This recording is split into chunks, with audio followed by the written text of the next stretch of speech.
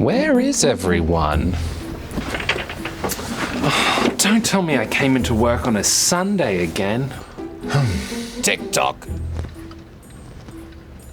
Down here.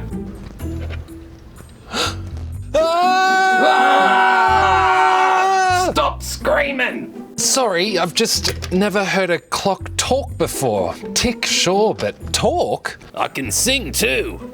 If I could turn back time. Not bad. But I gotta go. It's Sunday. Actually, it's Monday. You're just an hour early. What? No. Did someone forget about the end of daylight saving time? Oh.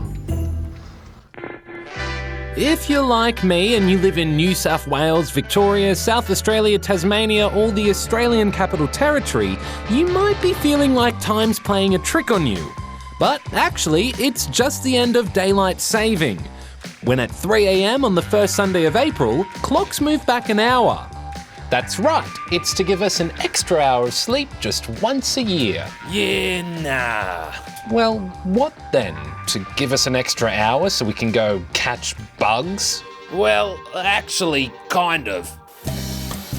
While lots of people over the years have suggested that a little bit of extra daylight in summer wouldn't be such a bad thing, the first person to formally suggest daylight saving time was George Hudson, a New Zealand entomologist.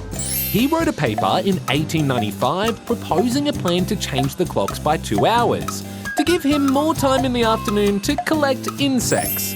About 10 years later, an English builder, William Willett, noticed on his ride to work that most Londoners were sleeping through a large chunk of the summer sun.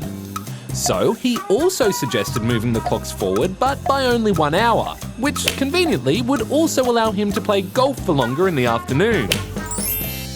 Germany was the first country to actually introduce daylight saving time.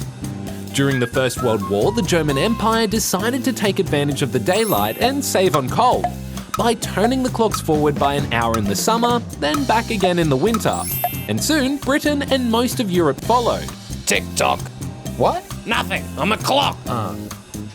True. During the First and Second World War, Australia also took part in daylight saving. But it wasn't until the late 1960s that it became a permanent thing. Tassie was the first to introduce daylight saving time, and soon the other states followed. Oh, well, except for Queensland, the Northern Territory, and Western Australia. Some reckon that's because the climate is different in those parts of Australia. And people there don't really need the extra summer hours when the temperature is warm all year round. Plus it gets confusing, doesn't it? Changing time, backwards and forwards and backwards and forwards. Tick-tock! Yeah, well, that's true. And not everyone's a fan of daylight saving. Some say it affects our sleeping patterns, and that it isn't great for our health. Plus, less than half the countries in the world take part in daylight saving time, which makes figuring out time zones kinda difficult. Recently, the European Union decided all 28 countries in the EU would ditch daylight saving time from 2021, after millions of people voted against having it. The daylight saving debate comes up in Australia every so often too, but there are no plans to change it just yet. A very timely debate. Who are you talking to? My clock.